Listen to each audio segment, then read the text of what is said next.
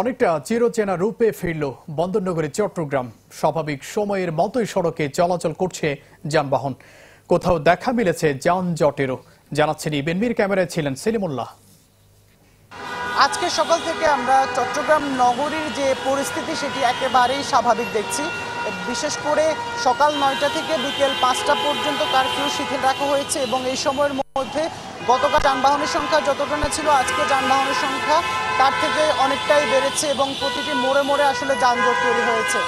আর এই যে যানবাহনের সংখ্যা, পাশাপাশি ঘর থেকে মানুষের বের হয়ে আসা, সব কিছুর মধ্যেও কিন্তু আইনশৃঙ্খলা পরিস্থিতি নিয়ন্ত্রণে আইনশৃঙ্খলা বাহিনী এবং তাদেরকে সহায়তায় বিজিবি এবং সেনাবাহিনী দুটি কিন্তু আসলে মাঠে আজকেও কাজ করছেন। আমরা এছাড়া যে অফিস আদালতে মানুষের যে উপস্থিতি সেটি গত দিনের তুলনায় আজকে আরও বেড়েছে। তবে বিশেষ করে অফিস আদালতে যারা কাজ করছেন তারা কিন্তু আসলে কিছুটা ভোগান্তিতে পড়ছে। ইন্টারনেট কানেকশন যেটি চালু হয়েছে, ব্রডব্যান্ড ইন্টারনেট কানেকশন, সেটির গতি কিন্তু একেবারেই ধীর। ইন্টারনেট তো এখনো ডেটা অ্যাভেলেবেল হয় নাই, অ্যাভেলেবেল হয়েছে আপনার ওয়াইফাই, তাও স্লো। এখন পরিস্থিতি খুব শান্ত, খুব ভালো লাগতেছে। অফিসে যাচ্ছি, কারফিউর ভিতর তো বাইরে হওয়া যায় না। বিকেল 5টা পর্যন্ত যেহেতু কারফিউ শিথিল, সে কারণে কিন্তু মানুষ 3টে পর্যন্ত অফিসের যে সময় সেটি থাকলেও 3টা থেকে 5টায় 2 ঘন্টার মধ্যে মানুষকে তাদের বাসা বাড়িতে পৌঁছাতে হবে।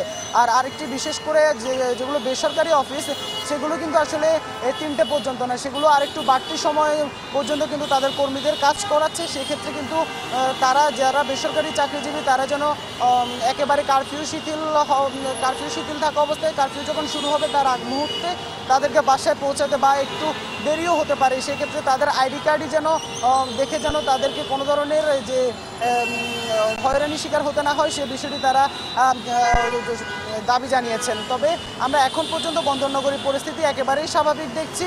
সব দিকে যানজট তৈরি হয়েছে, মানুষের মাঝে যে স্বস্তি সেটি পুরোপুরি ফিরে এসেছে।